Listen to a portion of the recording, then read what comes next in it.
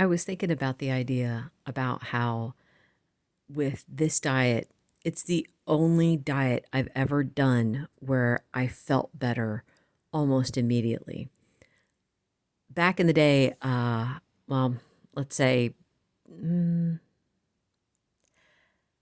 back in 2011, I think it was, that I decided to go on Weight Watchers. I was about 215 pounds, and I thought, it was kind of funny because I was like, you know what? At this point, I'm just going to be fat forever. I can't diet. This isn't working, et cetera, et cetera. I actually went out and got all of my rings resized because I thought I'm just going to be fat. I have to be okay with that.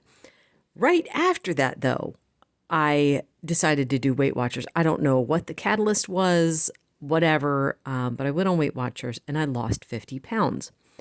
Now, I had remembered my doctor had told me this. Everyone had always said this. I was on blood pressure medicine at that time. Like, well, if you lose weight, your blood pressure will come down and you won't have to be on blood pressure anymore. That was not true for me. I When I lost the 50 pounds, my blood pressure actually went up. She had to increase my blood pressure medicine. And when I brought it up to my doctor, I brought it up to a few doctors asking them, why did that happen? They shrugged their shoulders. They don't know. It's a very odd thing that happened. Now, I don't know what happened either. But it's funny to me that it's like, here you have these preconceived notions, and it's like, okay, well, there, let's test it. Let's do the scientific method. Let's test that hypothesis. Doesn't work. Maybe this isn't what you think it is. Anyway, now the idea too that I should feel better. I didn't. My feet felt a little better. My knees, a little bit, mainly because I wasn't carrying the extra weight. But apart from that, it was still a struggle to exercise. I mean, I exercised not because I wanted to. I exercised because it was out of desperation, thinking that if I didn't exercise, I was going to gain all the weight back.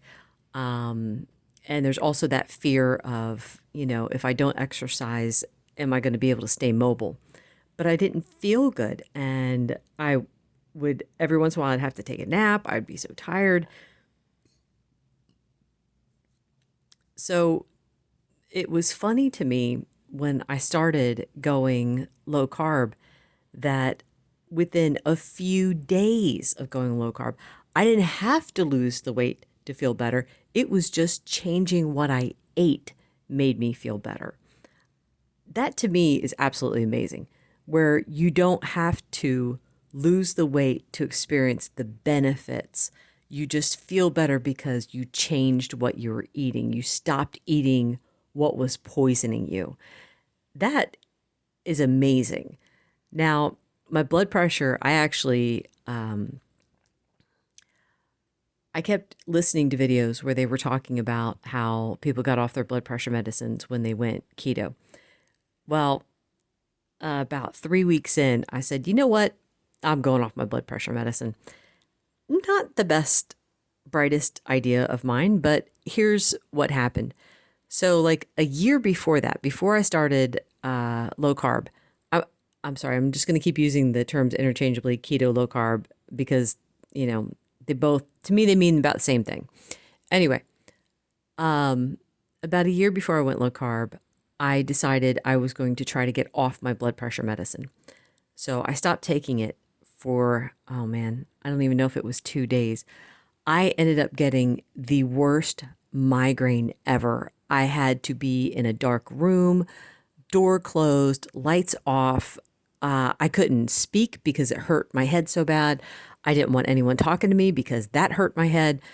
It was pretty bad. And my husband, it was kind of funny. I'm like laying there in bed, miserable.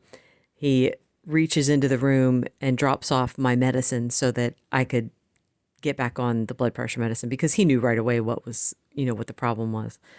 So that was pretty sad. So this time around, when I decided I was going to stop the blood pressure medicine, I'm like, all right, Lord, if I'm meant to stay on it, let me get the headache again. I don't want to be in that kind of pain again, but I can at least take it as a sign that, I need to stay on the medicine. So I stopped taking the medicine and I had no problems whatsoever. No headache after that, nothing. Oh, okay. So this is good news. Now, I was taking my blood pressure before I stopped it. Before I stopped the blood pressure medicine, my blood pressure in a completely relaxed state was about 130 over 90. I stopped taking the blood pressure medicine. It was about 130 over 90. So now it did come down over time, but I have to be careful when I take my blood pressure because I will psych myself out. I will get myself worked up. Oh, is it going to be high? Is it going to be low? What is it going to be? And that's just not good. So I took it, I want to say solidly for every day for about a month.